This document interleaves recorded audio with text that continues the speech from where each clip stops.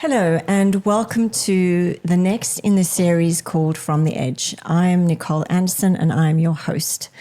This podcast, which is essentially all recorded in our Dubai studio, focuses on great minds and fresh voices from the edge of the innovation landscape. So we have a range of guests every week, spreading from builders, thinkers, futurists, and practitioners. Today, I'm delighted to welcome Kai D Leifert, who I've got to know quite well since landing in Dubai. And to say that, Kai has a very impressive career is an understatement. Kai is the founder of Guard GRC, which is an AI governance platform built for the UAE and the GCC. Before founding Guard, he spent 20 years in regulated financial services as both managing director and COO for EMEA and APAC at Northern Trust. Earlier on in his career, he helped build out one of the first dedicated risk management functions for institutional asset managers, which I understand to be an industry first. And with that pioneering mindset, he is now doing it again with Guard, closing what he calls the operational gap, which is really the distance between AI regulation on paper and AI governance inside live production systems. So we'll get to know what that really means. He writes publicly and extensively on AI governance and UA regulatory enforcement, with specific analysis on the GCC landscape and DIFC Regulation 10. So far, reaching tens of thousands of professionals across the region. So welcome, Kai. Nicole, thank you for having me. Amazing, amazing. Well, look, I think we're going to cover a topic which most would really struggle with, just in terms of understanding the basics. The landscape for really where AI is heading from a regulatory perspective really is something that is shaping and forming almost every single day. And I'm delighted to have you here because not only is the UA leading on so many fronts regarding the ethics in AI, data and where data sits in terms of AI adoption, but also the technology itself. So you represent a very important pillar in the friction, or at least easing the friction in AI adoption. So could we start, please, for the audience in terms of really a ground-based explanation of what Guard GRC actually is, and then also what got you to this point in terms of your journey? Sure. Well, first of all, I have to say I love the name of the podcast, From the Edge, because it's not on the edge, it's not at the edge, so we are not at risk of falling off, right? But to me, what it means is sometimes we have to take ourselves out of the crowd and look back in, see what's happening, and then clearly have to go back in and implement within the crowd, because otherwise it's just theoretical what we do. And that's why I love the name, love to be here for sure. And it's also a good explanation of why I built Guard and why I came here in the first place. And it's not something where, the market has driven me to do this, but I've seen this play out before.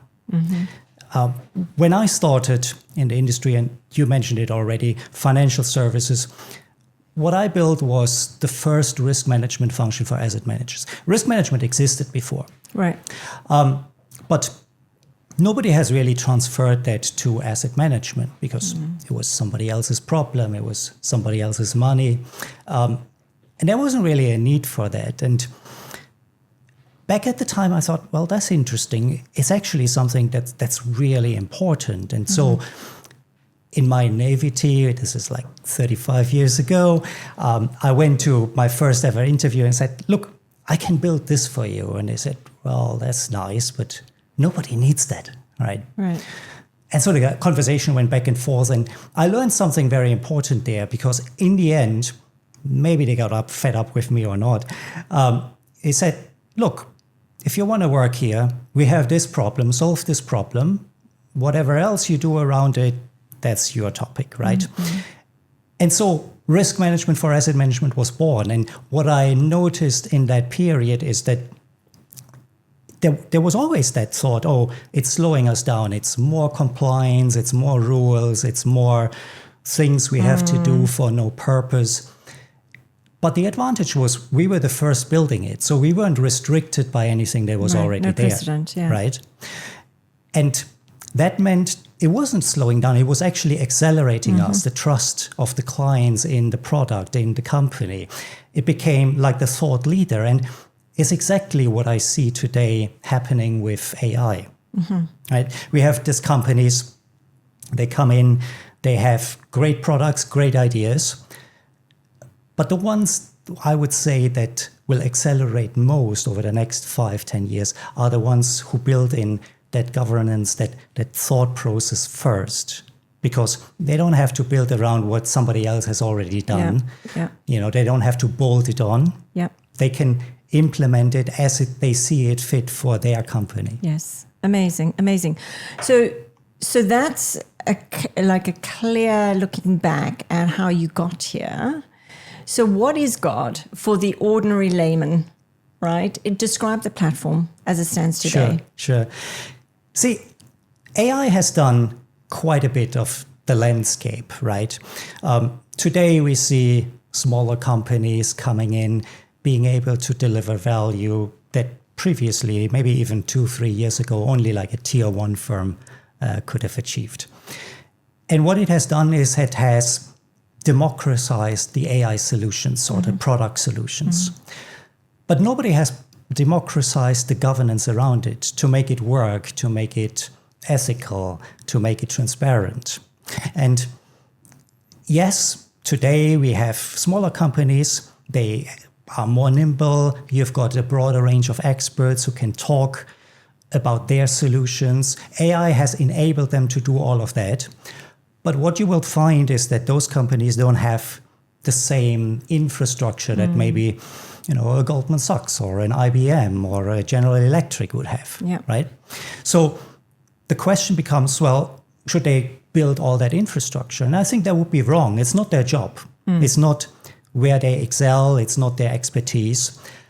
But we still need to give them the tools at hand that they can execute on their vision. And that's where Guard comes in, where we say, we'll give you the same tools that maybe a tier 1 firm establishes through having their lawyers on retainer, having a risk and compliance team. And you don't need that at your size. But what you still need is understand, where am I affected?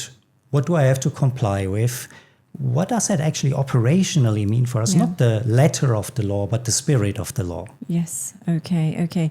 So if I was, essentially a mid-tier player, and that's obviously a very broad band. Okay. It's a very large, segment analysis, but it's, could be hundreds of thousands of customers in that. If I'm adopting AI, or if I am using AI to a point where it's either it's either operational or in production, Guard GRC is a platform that is really effectively a tooling set for me to ensure that I'm compliance ready. And of course, we are talking within the GCC or the UAE. So from your perspective, how big is that market here in the region? It's huge. If you think about it, and before even establishing here, we walked into a lot of statistics and what it means. Turns out here in the UAE, 85% of all businesses are small and medium enterprises. Right. And the other thing is also that it's very close together with Saudi Arabia, with other GCC countries. So you don't only have like one regulation, you have all these little pockets of regulation that affect them, because we're all doing business with each other and then across, to the UK, Europe, the US. And it can become very complex. So the market for this here is huge. Yeah. Well, it's parallel with the I guess the appetite for adoption.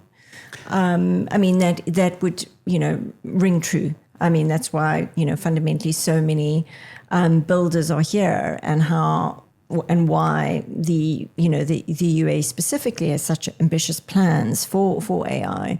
So it makes absolute sense. So, I mean, I think, would you mind perhaps diving in to some of what the regulatory landscape looks like? I mean, we could take the UAE with essentially under the microscope, so to speak. And if you could bring to life why that is so complicated. I mean, I think everyone senses it is, but why is it so complicated? Not just in terms of, I guess, coverage and potentially frameworks, regulations, things to be looking out for, but the velocity of change and uncertainty. Could you bring those into perspective and then again close the gap in terms of how you're looking, Guard, to solve that or go some way to simplifying that for companies? I'll give you two answers to that.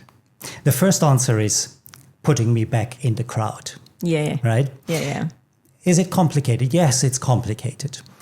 It's complicated because if we even talk about just a business in the UAE, they could be subject to 3 or 4 different regulations. You may be a company who is in the DIFC free zone. They've got very specific regulations about AI adoption.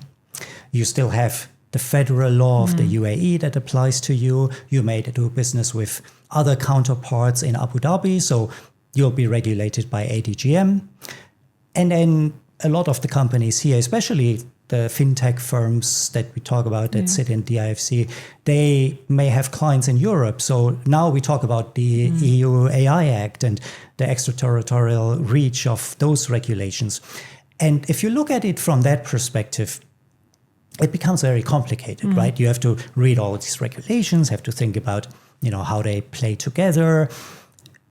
And that's what people see and where they get scared.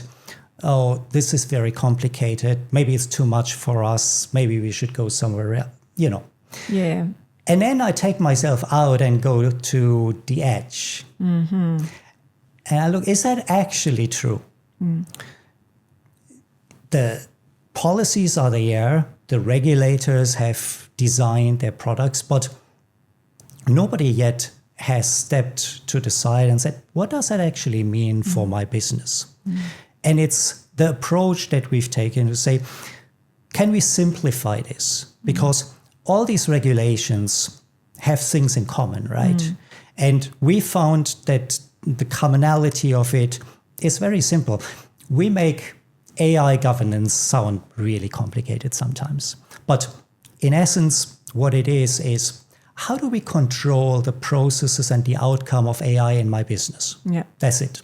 Yeah. Very simple. Yeah. And if you step back and think, what am I trying to achieve here? So who is doing something? What data, what systems are affected? What happens if something breaks down? If I don't have AI, what do I do? I mean, it was yesterday, I was working on something and I used Claude a lot. And there came a stage where there was an outage and nothing would work, right? Yeah. So what do I do? Yeah. Now, I'm probably not running a very good AI governance on myself there, because what I did is I said, well, I close my laptop, I'll try again in 2 hours, right? But if we think about it from a business perspective, that's not a great solution. Yeah. How do we keep up ourselves with, the knowledge, with the skills that we need to have before, somebody doesn't come into your office because they are ill or they have a family emergency? You muddle through, right? Yeah. You say, okay, what do they do? What can I take away from their plate? Where can I delegate it? Easy. Yeah. And suddenly, when we talk about AI and that tool isn't available, we panic, right? Because we don't have those skills in us anymore. So that's an important aspect. So we had the who's doing it, with what systems, what happens if it breaks. And the 2 big questions are always, how do I control the quality? How do I control the ROI? Yeah. So it's really only 5 questions. Yeah. Yeah. Yeah. And if you look at it through the lens of those 5 questions, it doesn't matter if you have 1 regulation or 20 regulations. you would do the same thing that's applicable to your business. Yeah. And that's where we developed Guard to do exactly that, to translate what are you doing today, what's applicable to you, and how does it translate to those 5 risk aspects, and what does it mean in practice? So here I am as a practitioner on the other side of the fence. You know, I'm a technology builder, right? And I would be an advocate, and I'd be first to say the technology, you can do anything, right? So that's never the issue. You know, it's a matter of very often us sitting, waiting, folded arms for a whole lot of other friction points to be solved before the technology can be deployed. But always of the knowledge, specifically for a technology like AI, which is unprecedented, right? It is requiring, without doubt, a rethinking of every business process, right? It is the most disruptive, economically impactful technology we've had, for all the horror stories we've heard about AI, but also, you know, the potential, the huge potential. So I'm definitely in the camp that AI is for good, but it can only be for good if it's, you know, we're the masters of it. So where I'm going with this is, what I find interesting is, where does someone who's starting their AI journey begin, right? So I'll be the first to say, you don't go and, you know, invest in a whole lot of a technology stack and just go, right? That's not where you start. You're probably going to start with thinking about, obviously, the problem statement. What are you trying? Why are you using AI? Should you be using AI? Do you need to use AI, right? Then it's a matter of, okay, what data do I use and how should I use it? Where is my data? Do I even own that data that I thought I may own, but I may not own? And then the third thing is, I've got to work through perhaps new workflows, new processes. Okay, why would I use AI to run an old process faster? Okay, so those would be logically discussions around the table. I'm very interested to say, where would you sit in that discussion? Would you sit right up front saying, oh no, okay, new processes, think about compliance in that? Would you sit at the data end, or both, guiding, nudging in between, if effectively that planning and design stage? Is that something that would make sense? I had to smile because what you describe is a really, really good way to think about AI governance, but it's not what I see in the market, right?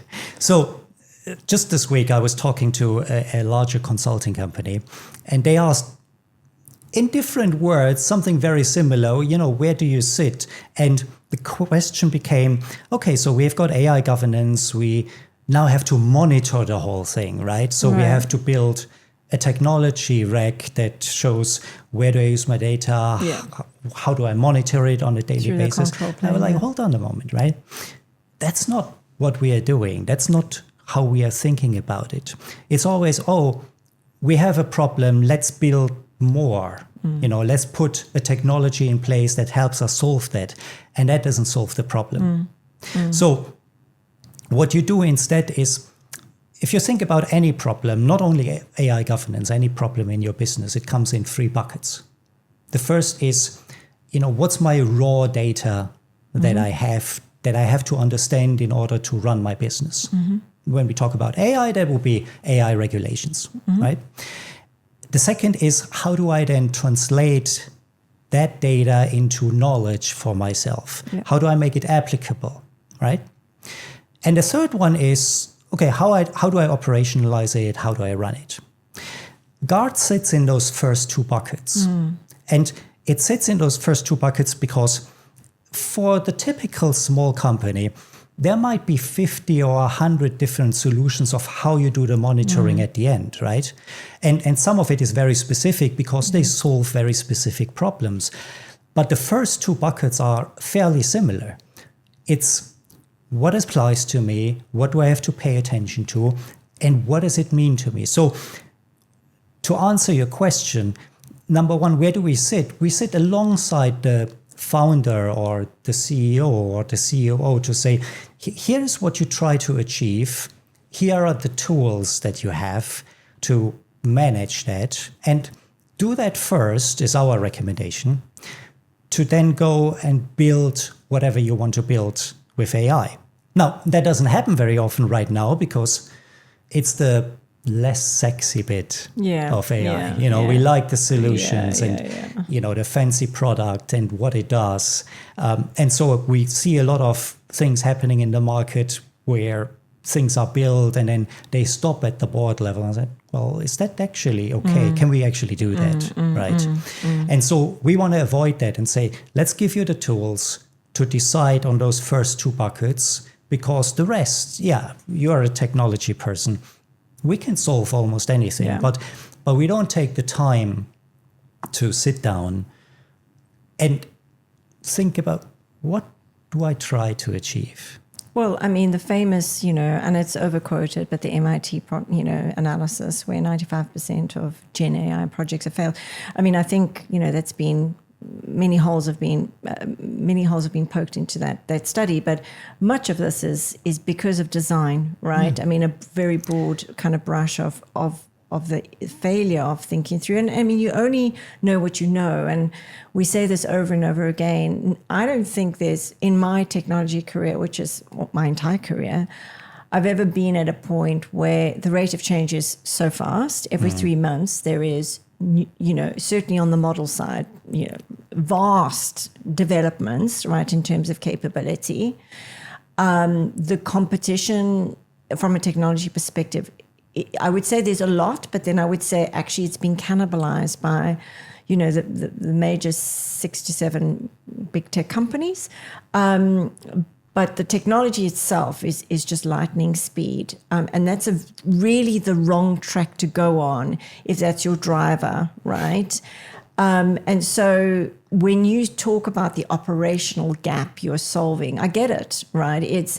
It fails. It's so often a failure point because the expectations from implementing a technology stack, no matter how defined and how confined it is, could be the point of failure. And then that is like, oh my gosh, then that sets the business back, right? And then there's a whole lot of scars. People don't want to go near the technology again. AI's got a bad name. All of these things we see. And it's difficult, right? Because if I think back to my career as a COO, I could go and say, oh, look, I'm stepping away from my desk. I go for a walk for a couple of hours, right? And then I come back. And in the context of a large organization, that was perfectly acceptable because you're going to strategize. It's part of your job, right? If I'm a founder with 2 other employees in my business, telling them, oh, I'm going away on a walk is really awkward. Yeah. Right? Yeah. We don't see that time as useful then, when we are also an individual contributor in the business to build something, to serve your clients. And yet it's the one part that I think the successful companies will differentiate from the not so successful ones, or, the 95% that you point out that don't show a positive ROI.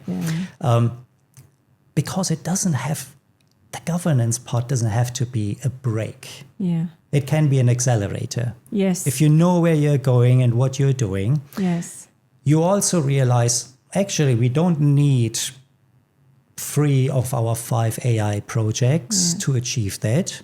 We only need the 2. Yeah. And so you're actually slimming down the work that you're going through. And that's what we see. That's one of the big things we see when talking to clients today. There's this notion, we have these 50 AI agent projects that we need to implement over the 12 months. And the question is always, why? Well, I think it's a matter of everything's driven by incentives. And I think, again, generalizing hugely, but I've seen it frequently, is an incentive is a very high level KPI, and that KPI is set by whoever, wherever, somewhere, and is driven top down. And if it's not understood as to the how, then the how just unravels. So I think that how aspect in terms of that operationalizing the gap is key. I don't think anyone from your perspective really talks like that. So that's really struck out for me.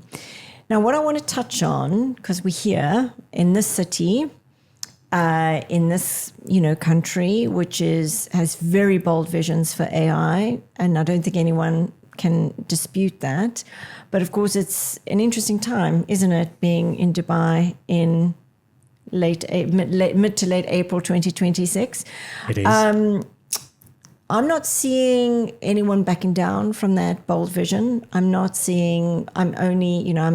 based in the AI campus. So day in and day out, it's just getting busier, which is a really, really good sign. It's very comforting. But you are looking at the whole of the GCC and specifically the UAE from a different vantage point. Where is the work of the regulator in this, in this momentum? Like, what are you seeing? Whatever you can share, of course. And how do you think the UAE is going to set itself apart, if it can, and it is intending to, from where you stand and you look at the growth of the AI in the UAE? Sure. To touch on the first part again, yes, I don't think there is any doubt that Dubai is on the forefront and will continue to be on the forefront of AI. They have a great vision. They have a great track record of reinventing themselves, from oil to real estate to now AI, and I'm sure there will be the next wave at some stage. And they also have this great ability to take something and put the government support behind it where it's needed. So that's a positive. Now, one of the parts where your question goes to, how's the regulator looking at that, will inevitably be driven by what they are already looking at today, right? And it's interesting to me, if you look at the UAE alone, yes, you've got the federal guidelines, which are a directive, but more voluntary. And then you have got some framework in ADGM, that's the Abu Dhabi financial sector, which is more binding, and then the very strict DIFC regulation that we see. But what's telling is that all of these are regulators who are currently regulating the financial industry. So all of the regulations that we see coming in the market around AI are looking a little bit like the financial industry, right? Yeah. And that's not always the case everywhere. So if you go, and we've just looked at that as well, if you go into the EU AI Act is actually coming from a very different perspective. There it's about how do we protect the marketplace? How do we protect the consumer? There is a lot more focus on bias, transparency, all of that. Whereas here, the regulators themselves, they look mostly at accountability and who's owning what. That's interesting. Should that determine how you look yourself at AI in the context of where you sit in a regulatory landscape? I don't think so. Because at the end of the day, if you're still serving EU clients, well, you still have to do some of the things that the EU AI Act requires, right? And there's also no reason to fight regulators around something that's already established here. But it will require you to go and have that more open dialogue with the regulator to say, here's what we are seeing, here's what's actually needed. And I can see that, especially in Dubai and the UAE, this has a great prospect of success. Because from the conversations I had so far, there isn't somebody who says, oh, yeah, we know it, we know how to regulate it, we know what to write. That's not happening. Yes, there were some ideas about the IFC regulation. We put them out there. They're not bad, but pretty good, actually. But they're also not meant to be comprehensive for everything. You talk a lot and deal a lot with infrastructure projects and physical assets. The IFC Regulation 10 does nothing for that. No. Right? No. So there is a conversation to be held, and there's a very great openness here in the marketplace to say, we want to connect with practitioners and we want to learn from you what's actually important. And I can see that, and that's why I also am very confident that the UAE will continue to be at the forefront, because they're not restricted by their own, oh, we know it already, but by their openness to listen to the marketplace, to listen to what makes you successful, and to listen to their businesses, frankly. Yeah. So, I mean, I just think it would be remiss of me not to ask you for your view in terms of, let's say, the heat of the summer in this part of the region. You know, anyone's guess as to what our geopolitics is going to kind of serve up. The sense is, and it's never a negative for entrepreneurs like ourselves. Everything is an opportunity. It's just, you know, are you going to see that glass, you know, up, down, half, whatever side you look at it. But everyone senses in their belly, the geopolitical landscape is likely to change. And so that means the GCC may look different. You know, it may look different. It may bolster some allegiances, alliances, affinities. Who knows? Okay. Is that something you have to factor in your work at all? Do you see that as, for example, regulators from two different nations in the GCC being more open to collaborate or less open to collaborate? If we look at sovereignty, which everyone talks about in AI, what do the regulators do there? You know, I just think it's such an interesting backdrop we're in right now, because geopolitics is shaping everything, every discussion. So any thoughts on that? And here I was hoping you asked me whether I stay inside or go outside in the heat of the summer.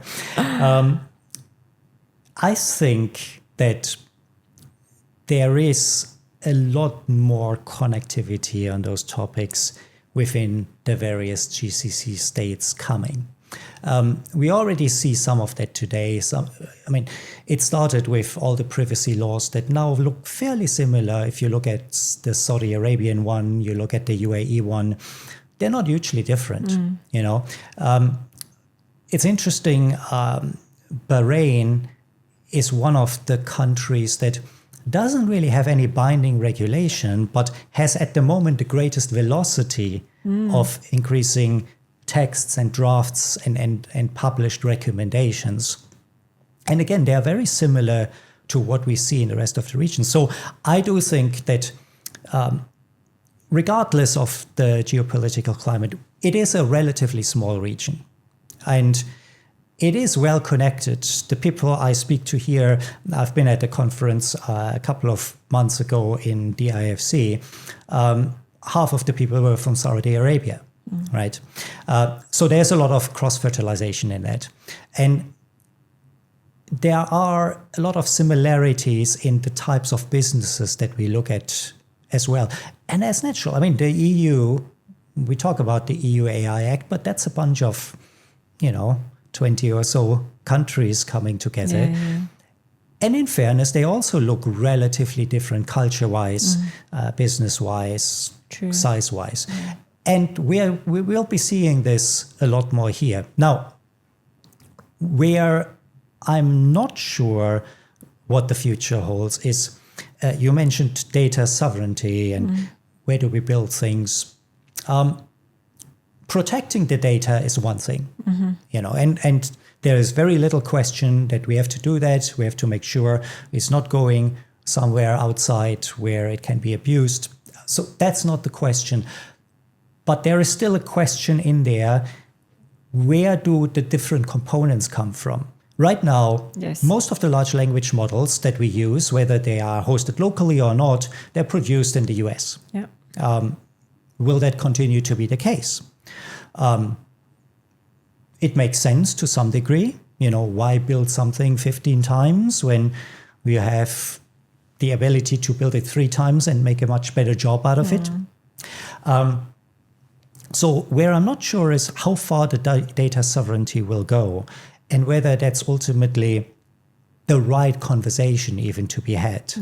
Because we went through the okay, we're going through the computer networks, then we built the cloud, and everybody's getting excited about the cloud. And now we're all getting excited about keeping things on site. And again, none of these conversations speak to what we are trying to achieve. If I want at the moment the best model, I probably have to bring it in from the outside. If I want to host it very securely, I probably have to do that locally. And if I want to have the perfect regulation and guardrails around it, well, likelihood is that I can be inspired by others, but I have got my local culture here that I have to consider as well. I mean, I'm excited about this because I think it's a huge opportunity, again, for builders in a region, wherever you are, right? I mean, I think the direction of travel affected by geopolitics to a large degree is decentralized. And that may cause, for some inefficiencies, but actually is an innovation opportunity to build capability in, something as advanced as artificial intelligence means only a few nations can really play seriously. We are lucky. We're in one of those right now. Sure. And there's a whole other discussion as to what that means for global economics, where AI is really one of the kind of key, if not the biggest pillar in terms of driving the industrial, next phase. So who wins and loses? Unfortunately, I mean, it's a huge topic, but I love that. I think that's something I want to leave the audience with, Kai, because we both here, we came to Dubai around about the same time. We're fully committed. I think, this is the challenge is for anyone who's innovative, you need challenge. You need that tension almost. There's big white space still. And as technologies advance and as this space advance, those white spaces need to be fulfilled. And for me, the way I'm looking to fulfill is to simplify, as are you, right? So that's something we share in common. So in closing, I'd like to put to you, this audience is going to be broad. I mean, I don't even know who's going to be listening to it. It's going to be broad, but fundamentally it's going to be a mixture of industry professionals, business owners, and builders. What message do you want to leave, given your experience and your knowledge and your hope, in terms of where AI is going to that audience? I love what you said about simplification, because that's essentially what it's all about. And that would be my one message to the audience as well, regardless of where you sit. And that is, if AI makes decisions, somebody has to own the outcome. Yeah. That's what AI governance is. Everything else is paperwork. Okay. Amazing. That's really positive. So where can people find you? Hunt you down, look you up, listen to you? Well, there's surely the website, aigovernance.ae, which points out some of the things we talked about. We are quite big on LinkedIn. If you want to look up my personal profile, it's probably the best way to reach out. Yep. And again, you probably experience that yourself, especially here in the region. There's a lot of interconnectivity. A lot of people love to reach out, talk to each other. And it's not the competition as such. It's really finding those solutions. And that's what I'm excited about. That's why I also think that region is so successful, because we have that close relationship. So for anyone out there who wants to pick up the phone or pick up an email and reach out and say, hey, I've got a few different thoughts, love to have those conversations. Amazing. So I'd like to echo that. I think meeting Kai has been an absolute pleasure. We share a lot in common just in terms of the way we think and problem solving. And that's what we're aiming to do with this podcast, is shine the light, a positive light, on the world and the opportunity. So that's it from The Edge, the podcast series that brings together great minds and fresh thinkers from the GCC region. Until the next time, look after yourselves. Thank you very much.